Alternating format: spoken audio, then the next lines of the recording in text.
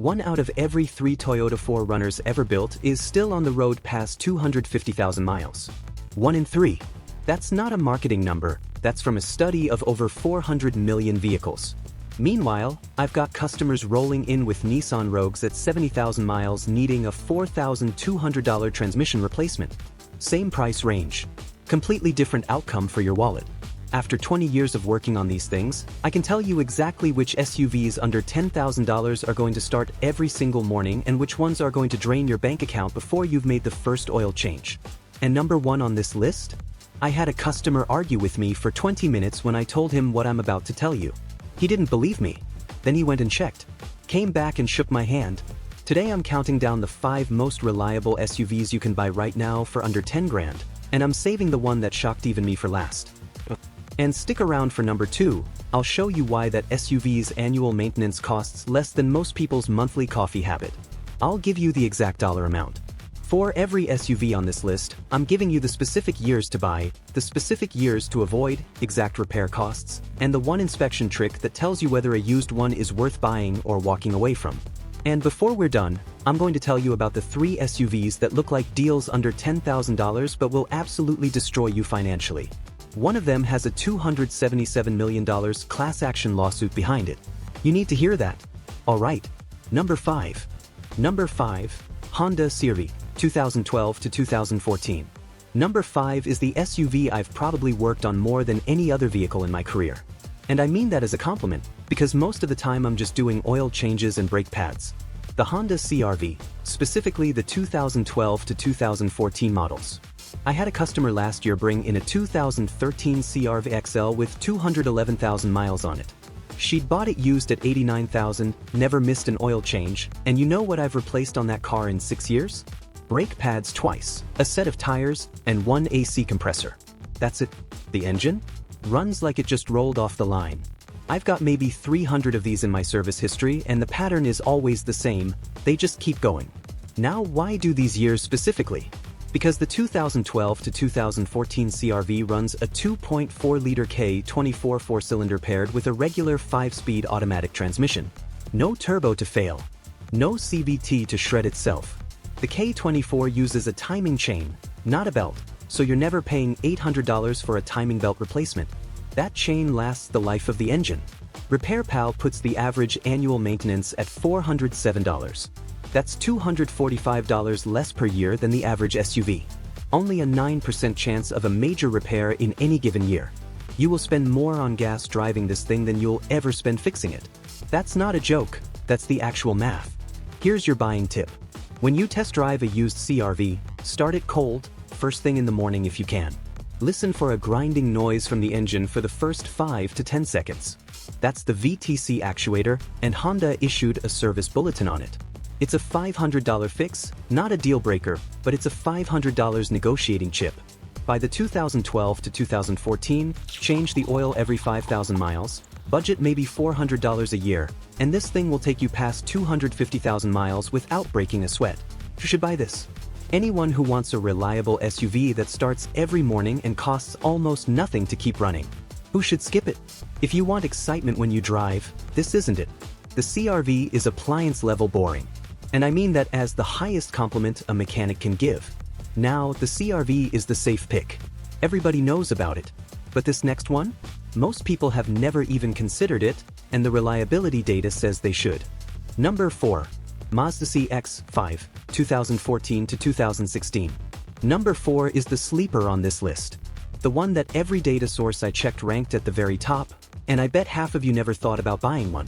The Mazda CX-5, 2014 to 2016. I'll be honest, I used to overlook Mazdas. Figured they were just cheaper alternatives that cut corners.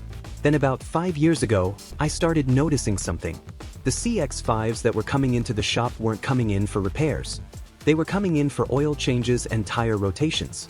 I pulled up my service records last month. Across every CX-5 I've ever worked on, I can count the major mechanical failures on one hand. The 2014 to 2016 CX-5 uses Mazda's Skyactiv 2.5-liter 4-cylinder, and you want the 2.5, not the 2.0 base engine. It's paired with a conventional 6-speed automatic, uses a timing chain, and gets about 29 miles per gallon combined. That's the best fuel economy on this entire list. The Skyactiv powertrain was designed from scratch with long-term reliability as the engineering target, and it shows. Annual maintenance, $447. Only an 8% chance of a severe repair, the lowest of any midsize SUV that RepairPal tracks. And here's the part that'll get your attention. Because Mazdas depreciate faster than Toyotas and Hondas, you can find a 2015 CX-5 Touring with only 90,000 miles for around $8,500. That's 30,000 fewer miles than a comparably priced CR-V or RAV4. You're getting more life left in the car for the same money. If you go look at a used CX-5, test the infotainment system. The 2013 and 2014 models had some glitchy touchscreens. Nothing mechanical, just annoying. And ask about brake history. The most common CX-5 complaint is brake squeaking. Mazda issued a service bulletin, and resurfacing runs $300 to $600 per axle. Not a reliability issue, just a noise issue. My verdict on the CX-5: it's the best kept secret in the used SUV market. More reliable than most Toyotas in its class. And I don't say that lightly, plus it's actually enjoyable to drive. If you care about how a car feels on a back road and you still want $450 a year maintenance, this is your answer. Alright, halfway through. Next one's for the families. Number 3, Toyota RAV4, 2013 to 2016. Number 3 is the one you've probably already guessed, and there's a reason every mechanic on YouTube recommends it. The Toyota RAV4, 2013 to 2016. I'm going to tell you something that might sound strange. When a RAV4 rolls into my shop, I feel a little disappointed, because there's usually nothing wrong with it. Seriously. A customer brought in a 2014 RAV4 XLE last month with 178,000 miles. His check engine light was on. I pulled the code, P0442, small EV leak. Charcoal canister. That's a $200 to $400 fix. On a vehicle with 178,000 miles, that was the first real repair. Think about that. These RAV4s run a 2.5-liter 4-cylinder with a 6-speed conventional automatic. Both components use timing chains. No CVT. No turbo. Toyota didn't try to be clever with this powertrain, they just built it to last, and the data proves it works. A study of over 400 million vehicles found that 17.8% of all Toyotas reach 250,000 miles. The industry average? 4.8%. Toyota is almost 4 times more likely to get you there. Quick one. If this kind of straight talk is saving you from a bad purchase, that subscribe button helps me keep making these instead of going back to writing service estimates. I appreciate it. $429 a year in average maintenance. Third lowest among all 26 compact SUVs that RepairPal tracks. If the transmission ever does need replacing, and most RAV4s never need one, you're looking at $3,000 to $4,500. Compare that to a Nissan Rogue CVT at $3,000 to $5,000, except the Rogue will almost certainly need it and the RAV4 almost certainly won't. When you're shopping for a used RAV4, here's what to look for. Get the 2013 to 2016 with the XLE trim. It's the value sweet spot with a power driver's seat, backup camera, and a decent audio system. The 2012 is fine too, but the 2013 refresh gave you a better interior. Avoid the 2019 and newer. Toyota switched to a CVT, and early reports show rough shifting. Stick with the 6-speed auto.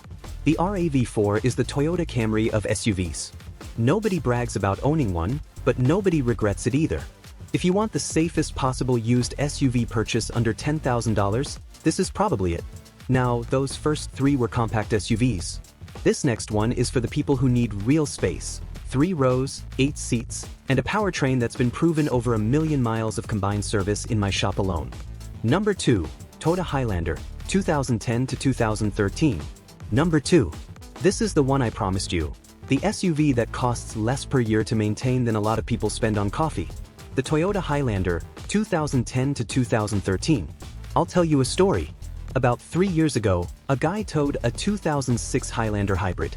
347,000 miles. I'm not exaggerating, 347,000. He'd bought it new, changed the oil every 5,000 miles, and done the transmission fluid every 60,000. That was it. The reason he towed it in? Dead battery. Not the hybrid battery, the regular 12-volt starter battery. A $150 part. At 347,000 miles. I've told that story at least 10 times to customers who ask me what to buy. The Highlander is always in the conversation. The 2010 to 2013 Highlander uses the 3.5-liter 2GR FE V6. If that engine code sounds familiar, it should. It's the exact same engine in the Lexus RX 350, the Avalon, the Camry V6, and about a dozen other Toyota products. Toyota put this engine in everything because it doesn't break. Timing chain-driven, no interference issues, no turbo. Paired with a 5 or 6-speed automatic that shifts smoothly at 150,000 miles the same way it did at 15,000. Now remember I said this one costs less than a coffee habit? Here's the number. RepairPal puts the Highlander at $489 a year. That's $40.75 a month. The average American spends $92 a month on coffee. Your Highlander maintenance is literally half what you pay for lattes. Now there's one thing you need to watch for. The 2010 to 2016 Highlanders have a known VVTi oil line that can burst without warning. When it goes, you get a sudden, massive oil leak, and if you keep driving without noticing, you're looking at engine damage, and that's a $4,000 to $6,000 problem. The fix before it fails?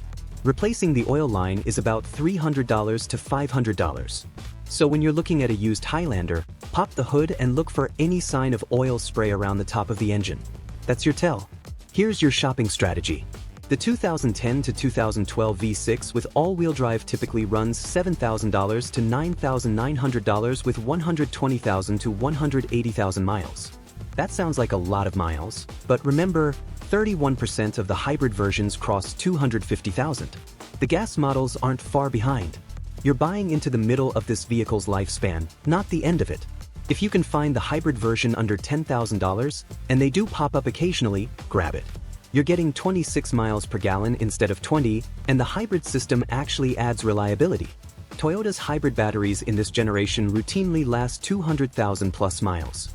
My verdict on the Highlander: if you need 3-row seating, all-wheel drive, and you want the lowest total cost of ownership in the segment, the 2010 to 2013 Highlander V6 is the answer. It's not flashy. It won't turn heads. It will still be running when the car that turns heads is on its 3rd transmission. You should buy this. Families, road trippers, anyone who needs space and wants to spend less on their mechanic than they spend at Starbucks. Who should skip it?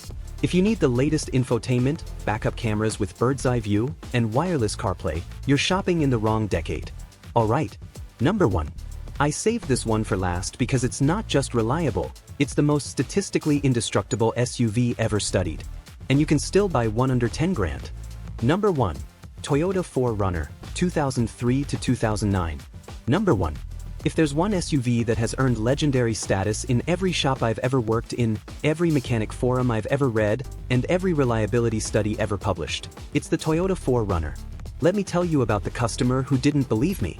Guy came in last year looking at a 2005 4Runner SR5 with 237,000 miles. He said, "That's too many miles. That engine's done." I told him the engine was probably at the halfway point of its life. He laughed. Actually, I laughed. So I pulled up the data. IC Cars analyzed over 400 million vehicles and found that 32.9% of all Toyota 4Runners, 1 out of every 3, reaches 250,000 miles. The industry average? 4.8%. The 4Runner is nearly 7 times more likely to cross that line than the average vehicle. He stopped laughing. He bought the 4Runner. Called me 6 months later to say it was the best vehicle he'd ever owned. The 4Runner uses the 4.0-liter 1GR FE V6, timing chain-driven, naturally aspirated, and built on a body-on-frame platform shared with the Tacoma. That platform is the reason this thing survives. Most SUVs today are unibody. The body and the frame are one piece. The 4Runner's body bolts onto a separate steel frame like a truck. That means it handles abuse that would crack a unibody SUV in half. Forum members have documented 4Runners with 478,000 miles on the original engine and transmission, 643,000 miles with one transmission rebuilt, and one photographed odometer reading of 702,069 miles. These aren't internet myths. These are VIN-verified posts with photo evidence. Annual maintenance averages $514, a little higher than the compact SUVs on this list, but you're maintaining a body-on-frame truck with a V6. For context, that's still $138 less per year than the average SUV. And the 4Runner holds its resale value so aggressively that the one you buy today for $8,000 might still be worth $5,000 5 years from now. Find me another vehicle that depreciates that slowly at 200,000 plus miles. Now here's the critical thing. And this is the one inspection that matters more than anything else on a used 4Runner.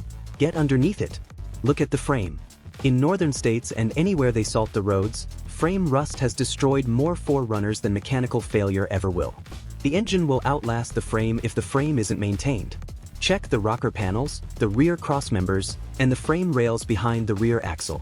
If you see surface rust, that's normal. If you see flaking, scaling, or holes, walk away. That's structural. If the frame is clean, you're holding a winning lottery ticket. I've worked on maybe 500 of these over 20 years. The 4.0-liter V6 is one of the most indestructible engines ever mass-produced. The 5-speed automatic behind it is just as tough. This is the SUV that will outlive your mortgage, your student loans, and probably your patience with whoever's texting and driving in front of you. Who should buy it? Anyone who plans to own a vehicle for 200,000 miles or more. Anyone who goes off-road. Anyone who just wants to buy a vehicle once and forget about it. Who should skip it? If you want good gas mileage, the 4Runner gets about 17 combined. Look at the RAV4 or CX-5 instead. And if you need 3 rows, get the Highlander. The 4Runner is purpose-built for durability, not comfort. Bonus warning: SUVs to avoid. Now before I let you go, here are the 3 SUVs under $10,000 that look like deals and aren't. The Nissan Rogue, 2013 to 2018. That Jatco CVT transmission fails as early as 60,000 miles. Replacement costs $3,000 to $5,000. There's a $277 million class action settlement behind it. If someone tries to sell you one, run. Any Hyundai or Kia SUV with a Theta 2 4-cylinder engine, 2011 to 2019. Manufacturing defects cause engine seizure and fires. Hyundai has already spent over $1 billion on settlements. If you're looking at a Tucson, Santa Fe Sport, Sportage, or Sorento, make sure it has the 3.3-liter V6, not the 2.4 or 2.0 turbo 4-cylinder. That specific engine is the problem. And the Ford Escape with a 1.5 or 2.0 EcoBoost engine, 2013 to 2019. Coolant leaks into the cylinders, destroys the engine at 80,000 to 120,000 miles. Average engine replacement cost, $7,330. If you want an Escape, find one with the 2.5-liter naturally aspirated engine. That one's fine. The turbos are the problem. So there you go, 5 SUVs under $10,000 backed by 20 years of shop experience and data from over 400 million vehicles. The CR-V, CX-5, RAV4, Highlander, and 4Runner. Every single one costs less than $515 a year to maintain. Every single one has the data to prove it belongs on this list.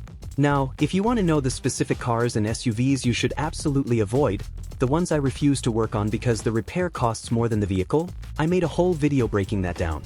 It's right here. Watch that before you hand anybody money for a used vehicle. That's 20 years of turning wrenches talking. Like, subscribe if this saved you from a bad decision, and I'll keep giving you the truth the dealerships won't. See you in the next one.